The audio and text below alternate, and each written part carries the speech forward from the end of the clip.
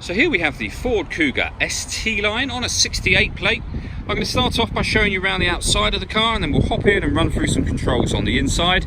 But from the outside you can see it's a 5-door car with alloy wheels. Let's start off inside the boot and then work our way around the rest of the car from there.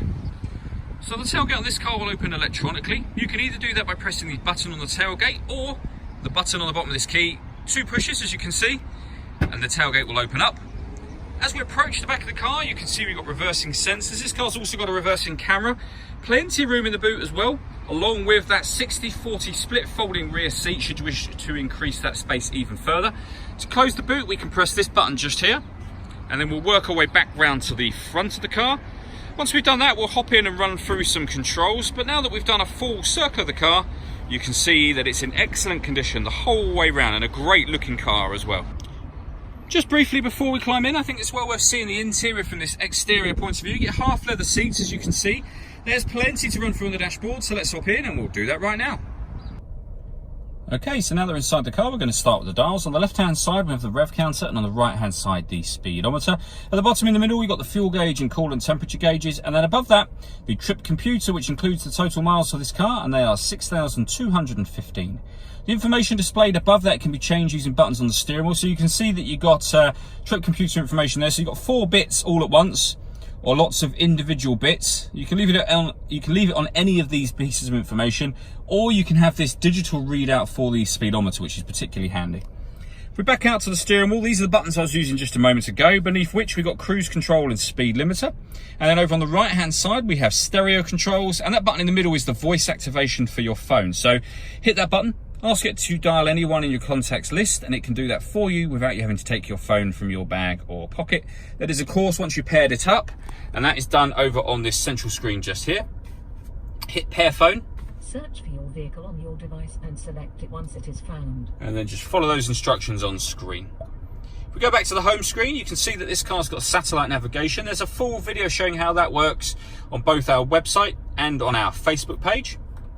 And then in terms of music, we've got AM, FM and DAB radio.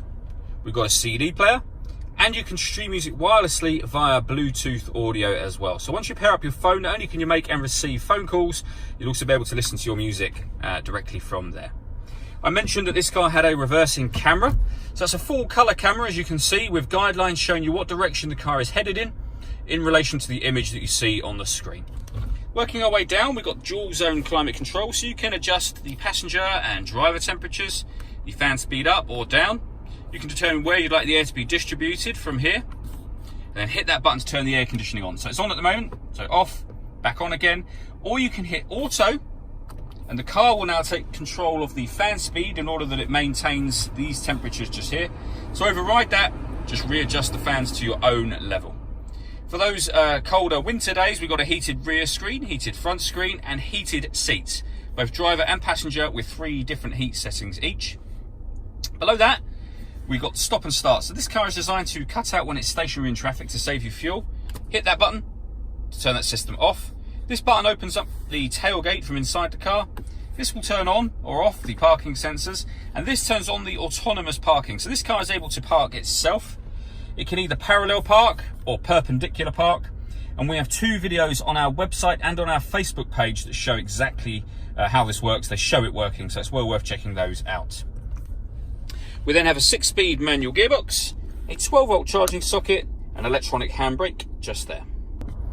The last thing I wanted to run through is the panoramic glass sunroof for this car. So you can see the sunblind is closed at the moment. There's a button up here, give that a hit. It will open up halfway and stop. Press it again. That will open all the way to the back of the driver's seats, and as you can see, that lets in a huge amount of extra light. But you can actually open this front section as a sunroof as well. All that leaves me to say is thank you for taking the time to watch this video. If you'd like to come and see the car in person and have a test drive, please feel free to call any of our MJA sites. We'd love to hear from you soon.